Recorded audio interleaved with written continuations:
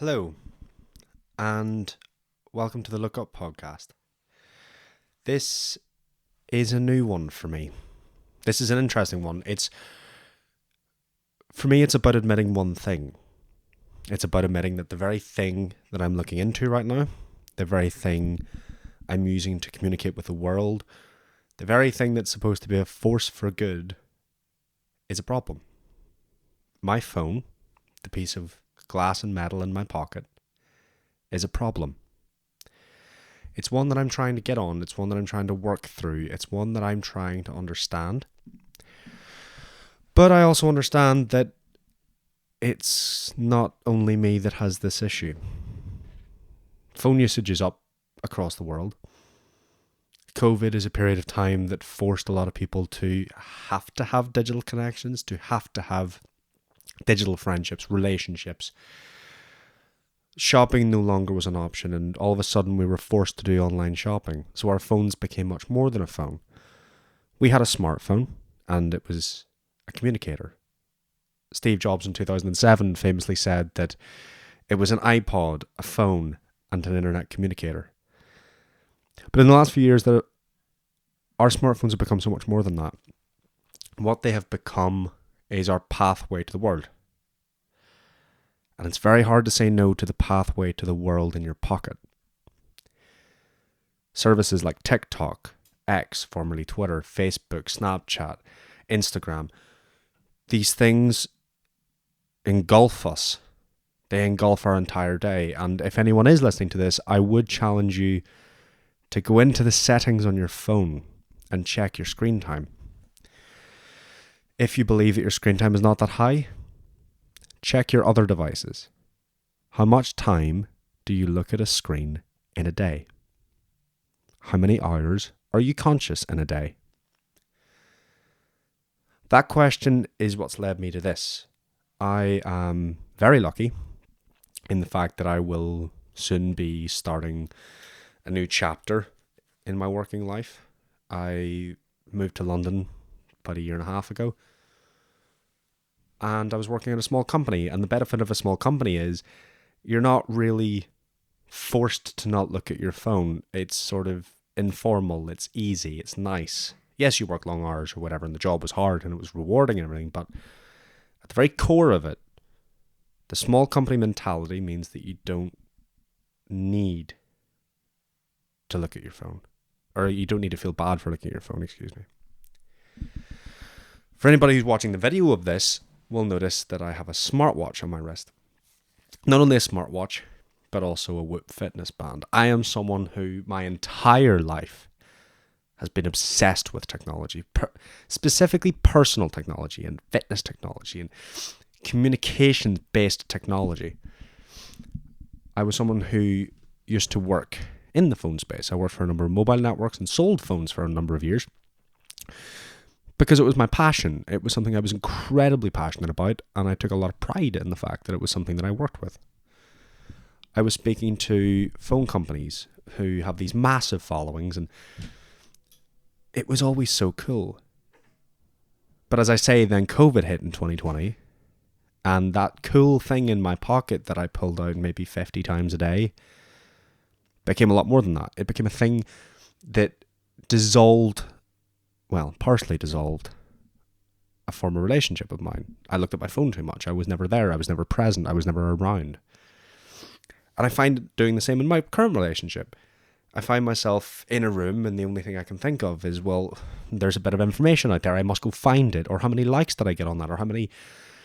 If I scroll, maybe I'll find the next cool thing to look at that I can talk about, and it's a topic of conversation. It becomes the conversation starter in my pocket. I will admit that whilst this is the first episode of Look Up, there will be more of these, and they will actually follow somewhat of a format. This is just me getting it out there. As a result, I don't have a script. I don't even have any pre-work. I just wanted to talk about and talk through the problem. As with some of the best anti-addiction philosophies in the world, the first step is admitting that you have an addiction. I am addicted to my phone. It's a problem. It really is a problem. The problem is that sometimes it isn't a problem. Sometimes the phone is the best thing I've got. Sometimes my social media is the best thing I've got. The job that I've just spoken about, that I'm so lucky to be able to get to start in central London, I wouldn't have without social media. I was approached through a social media platform. And then you justify it to yourself. You say, well, social media can't be a problem because it does good things for me. Look at the job I've got. It's justifying the problem. But as you can see, I'm sitting in front of here with my phone mounted on top of my laptop, ironically, so I don't look at it, recording what I say. And the entire premise of what I want to say is this. I want to look up. I want to enjoy the things that I've got because, as I'm sure most people do, I look around and see things changing in my life. And what I'm finding is that I'm missing it. I'm missing key moments. I'm missing key events because I'm not paying attention. We live in a society where more and more people are getting identified or diagnosed with attention disorders. We live in a society where more and more people are getting diagnosed with anxiety-based disorders.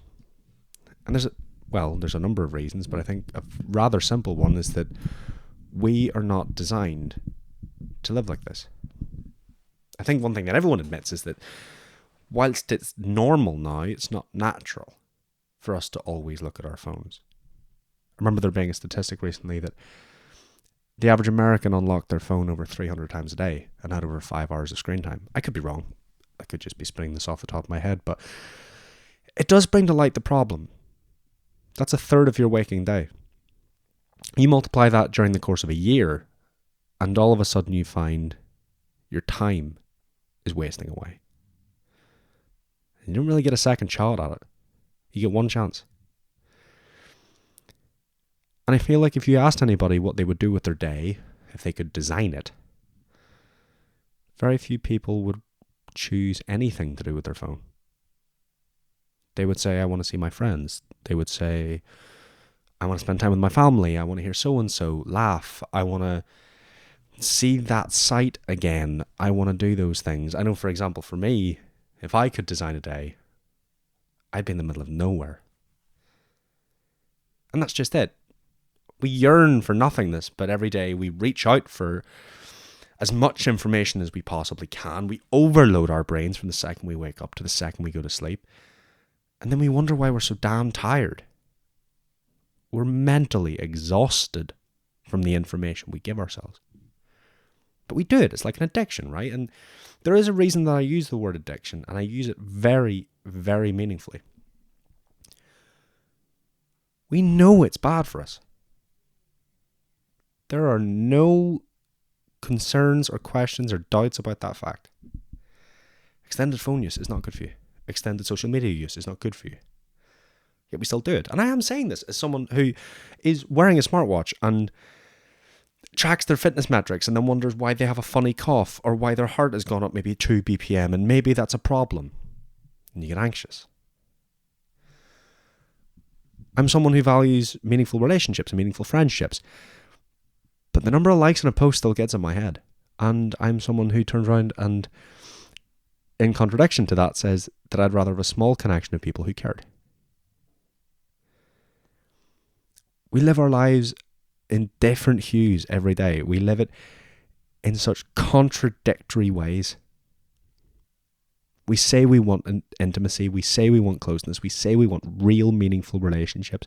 But you sit across a table from someone that you haven't seen in years. 3-4 hours you're sitting with them. You really going to tell me that you're not pulling your phone out at some point to check something? Someone messages you, are you going to check it? Are you going to glance at your watch and see who it was? Of course you are. Because it could be an emergency, right? That's how we say it to ourselves. I keep it on me for emergencies. If someone rang me at 3 a.m, I'd want to know. Yet most people have their phone on Do Not Disturb when they go to sleep. Another study off the top of my head, which I could have wrong, has it shown that over a third of couples in relationships check their phone during sex. the most intimate moment that you possibly could have with another human being, the most real moment, the most focused, defining and demanding moment you've got. We look away. We reach out. We find something else. We do something else. And I fully appreciate that right now I could look like the ramblings of a madman. But that's what I want to set out. I want to know, am I insane? So across this podcast and across what I want to do with this is I want to ask that question. I want to ask what people do, and I want to ask if it's worth it. There are lots of people who don't use their phones in this way. But are they missing out on something? Is the FOMO, as we call it in today's world, this fear of missing out, is it real? Is it justified? Do we miss out if we don't use these things? As well as that, I do also endeavour to reach out to the other side of the argument, which is, well, what benefit does the phone bring you? You know, I've seen family members of mine who have had kids halfway around the world, and they FaceTime home and they show these new grandparents, these people who can't travel that far, their new grandchildren. And technology brings joy to our lives. It is, by definition, designed to improve our lives. If it didn't improve our lives at all, we wouldn't have it. It has to have value, but the question is the value worth the sacrifice? So that's what I want to do. Over the next number of episodes, I want to ask the question. There are a number of interesting guests lined up. And I'm putting this out there as almost a feeler to see if there's interest in this concept. The concept that maybe there is something to be said for just living our lives the way we were designed to. Or maybe there's something to be said for a hybrid approach, you know. Maybe we see that there's a problem, maybe we see that there's a solution, but maybe we pick and choose a bit of both and go, well, these things are actually quite good, but if we put these structures in place, we won't abuse them, we won't let them ruin or dictate or drive the way we live our lives. And that's what Look Up is. Asks the question, when do we look up and when do we look down? When do we let the phone rule our life? And when do we look up and enjoy the life we've got? Because it's the only one we're going to get. I don't know very many people that are going to lie on their deathbed and say, I'm really happy I got that Instagram post with that many likes. I'm really happy that I texted that person that one time instead of phoned them. Even in today's world, the world we look at is changing to a point that baffles me. If you ever want an example of this, look up the video where they get different generations to mime taking a photo. Kids these days and the new generation that are coming through. I say this as a 25-year-old, by the way. But they mime taking a photo as if they're holding a smartphone. The very definition of taking a photo for the last 150 years has just disappeared in the space of a decade. The world is moving so fast. We have AI implementations. We have our own data being used to advertise different products to us on a day-to-day basis. And this sounds like the stuff of conspiracy theories, but it's proven time and time and time again. These services have been set up like a slot machine to drive attention. They actually did use the very drives and benefits of slot machines. They used the mentality and the philosophy of gambling to see if the next time you check your phone, will you get a dopamine hit. It's a scary world we have, and it's a very scary world to think about. What's scarier to me is that it's so close at hand. So there's a lot of interesting guests lined up. And I could reveal them, but I'm going to keep them to myself for now. But like I said, I just want to put out a feeler and see maybe if you're as sick of this as I am. With no script, no preparation, just someone with a bit of a problem trying to fix it. I don't know. I look around and I wonder to myself that if, God forbid someday I'm lucky enough to have a kid, what kind of world is that kid going to grow up in? Even just in the next 10, 15 years. Because 15 years ago, smartphones were not big.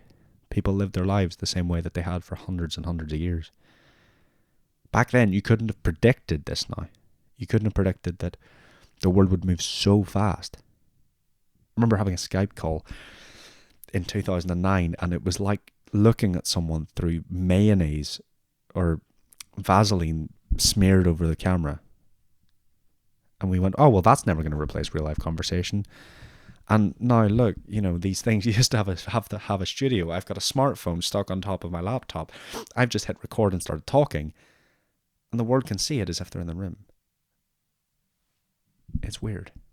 And what's even more weird in a way is that it's like I'm talking to myself. It used to be a sign of madness when I was growing up.